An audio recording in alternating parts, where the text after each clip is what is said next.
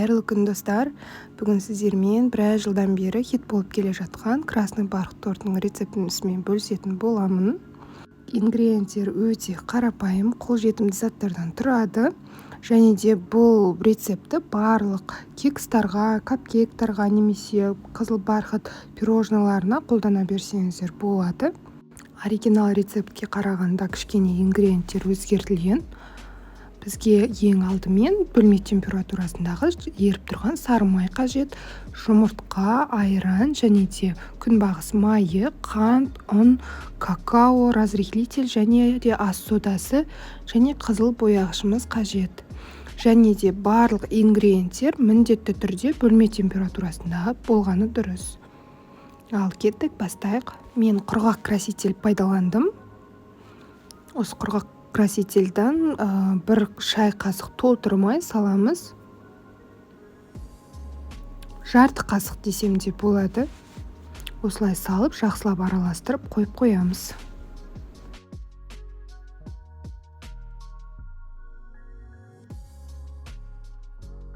Еріп тұрған сары майдың бетіне қантты және де күнбағыс майын құйып, миксердің жай жылдамдығынан бастап, барлық жылдамдығын қоса отырып, жақсылап араластыратын боламыз. Майымыз ағаруы тиіс.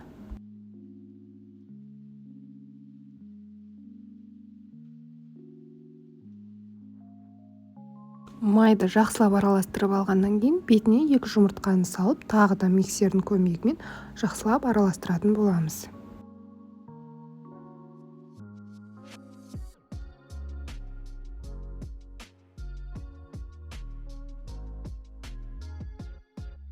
Массамыз жақсы біркелкі араласқаннан кейін бетіне краситель қосылған айранды құйып, тағы да миксердің жай жылдамдығымен ғана араластырып аламыз.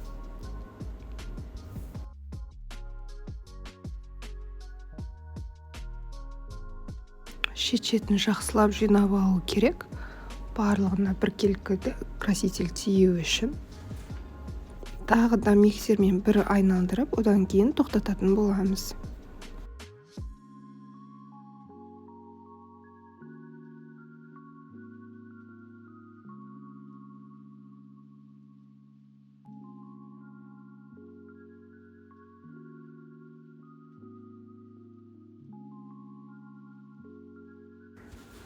Ұнды еліктен өткізу керек міндетті түрде. Ұнның бетіне какао, разрыхлитель және де ас содасын салып, біркелкі етіп араластырып қою қажет.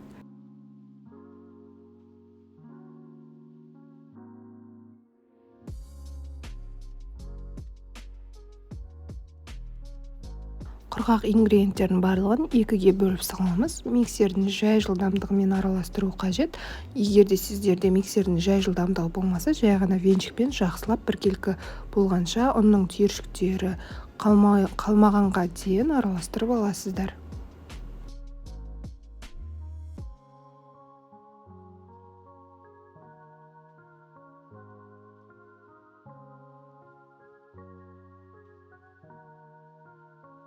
Шет-шетін лопатканың көмегімен жақсылап жинап алып, тағы да араластырып жібереміз. Дәл крем тәрізді өте әдемі консистенция шығады.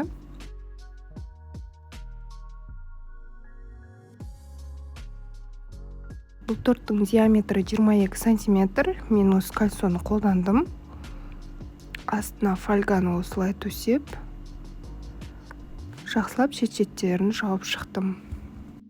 Осы кезде пештеріңіз 170 градуста қызулы болсын, асты үсті қызатын болса тегі жақсы. Осылай 2 формаға 500 мл-дан 2-ге бөліп салдым. Егер де сіздерде 2 форма бірденен болмайтын болса, кезек-кезек пісіруге де болады. 170 градуста менде 30 минуттың ішінде пісіп шықты. Әркімнің әртүрлі пешіне қарай 40 минутқа дейін пісіріп алсаңыздар болады. Кейбіреулердікі 25 минутта пісіп қалады. Міндетті түрде ашып, қарап тұрыңыздар. Піскен-піспегенін шпажканың көмегімен байқайсыздар. Арасы тегістелсін деп, осылай шпажканың көмегімен осылай біркелкі айналдырып шығу керек. Бұл міндетті емес. Пешке салар алдында міндетті түрде пештеріңіз қызып тұруы тиіс. Міне корждар менде 30 минуттың ішінде пісіп шықты. Мен бірденнен қойып суыттым. Одан кейін барып формадан түсіре аласыздар. Және де қарап отырсаңыздар, қоңыр болып сырты күйіп кеткен жоқ, өте әдемі шықты. Сондықтан да красительдің жақсысын пайдаланғандарыңыз дұрыс. Арзан кішкентай пачкадағылар келмейді. Негізі бұл бисквиттерді холодильникке 5-6 сағатқа қойып, одан кейін кесеңіздер болады, немесе бір жарты сағаттан кейін суытып та кесуге болады. Мен жарты сағаттан кейін кестім, себебі кремін жағып видео түсіруім керек болды ертерек, сондықтан да кестім. Егер де сіздерде уақыт болса, ұзақ тұра берсін. Оның ішінде майы болғандықтан кішкене үгітіліп түседі бисквит, сондықтан кішкене уақыт қажет. Торттың сыртына крошка жасау үшін осылай беттерін түзулеп кесіп алдым 2 бисквитінде. Өткір пышақтың көмегімен бисквиттерді ортасынан теңде 2-ге бөліп аламыз. Бірінші тек қана шет-шетін айналдырып кесіп шығамыз. Одан кейін барып пышақты қаттырек ортасына қарай батырып, ортасында кесіп алатын боламыз. Міне ортасын көрсететін боламын. Өте әдемі түс шыққан. Міне бір шетке қарай осылай қойып қоямыз. 2 бисквитті дәл осылай кесіп аламыз. Енді торттың кремін жасайтын боламыз. 33 немесе 35% біз клегейді пайдаланамыз. Клегей міндетті түрде тоңазытқыштан шыққан болуы тиіс. Одан кейін қант ұнтағын саламыз. Одан кейін творожный сырт саламыз. Егер де кремнің ішінде кішкене іртік болып творожный сыр жүрмесін десеңіздер, бірінші осы творожный сыр мен қант ұнтағын миксердің көмегімен жақсылап миксерлеп алған дұрыс. Мен сыртында крошкалармен қаптайтын болғандықтан, мен онша ол жағынан мән бермедім. Шет-шетіне шашырамас үшін осындай кремге арнайы арналған ыдысты пайдаландым. Бұл ыдыс өте ыңғайлы, шет-шетке ешқайда шашырамайды. Крем осындай қою, өте әдемі болуы тиіс. Міне байқап отырғандарыңыздай, менде тортта кішкене түйіршіктер бар. Осы болмас үшін бірінші творожный сыр мен қант ұнтағын жақсылап араластырып алғанда дұрыс. Осы кремді теңдей 4 бөлікке бөлдім. Одан кейін 5-ші бөлігін кішкене ғана сыртын қаптағанға және де бетіне кішкене узор салғанға алып қалдым. Кремді 150-160 граммнан теңдей етіп 4 бөлікке бөліп алдым. Бірденен тортты жинауды бастап кеттім.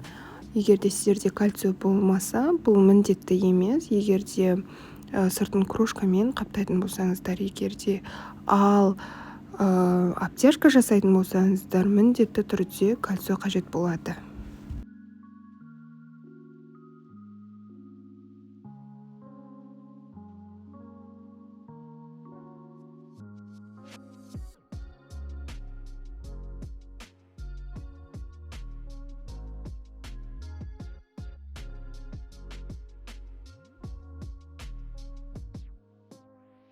Кремді дәл осылай жағып, 4 қабатында осылай жинап шығамыз.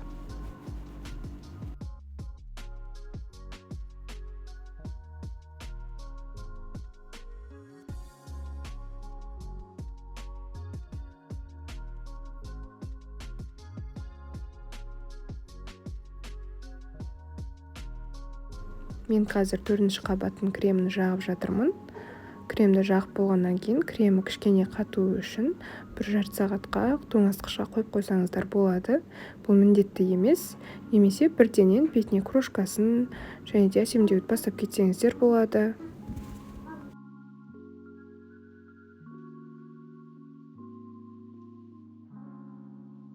Тоңазытқыштан тортты шығарып, бірденен кальциясын шешіп аламын. Кальциядан өте тез шешіледі, оңай шешіледі.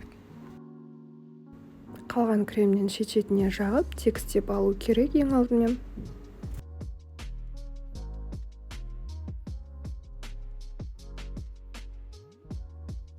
Тортты жақсылап тегістеп алғаннан кейін мен бетіне крошкаларын септім. Шет-шетіне барлығына біркелкі етіп жағып шығу керек крошкалардан.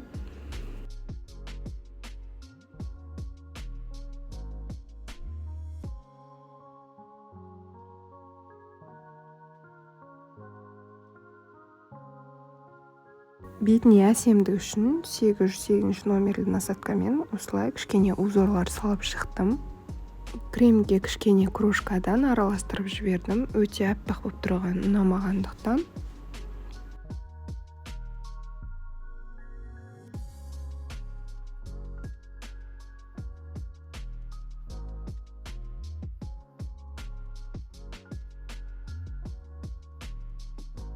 Және де мята жапырақтарын пайдаландым.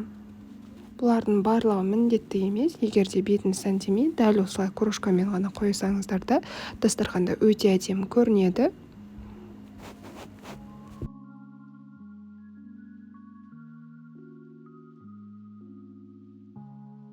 Міне тортымыз дайын. Арнайы сіздер үшін бірденен кесіп көрсетіп жатырмын. Іші өте әдемі, керемет болып шыққан. Түсі де және де бисквиттің өзі де мінсіз болып шыққан. Ауызда ерейтіндей болған. Міндетті түрде дайындап көрулеріңіз керек.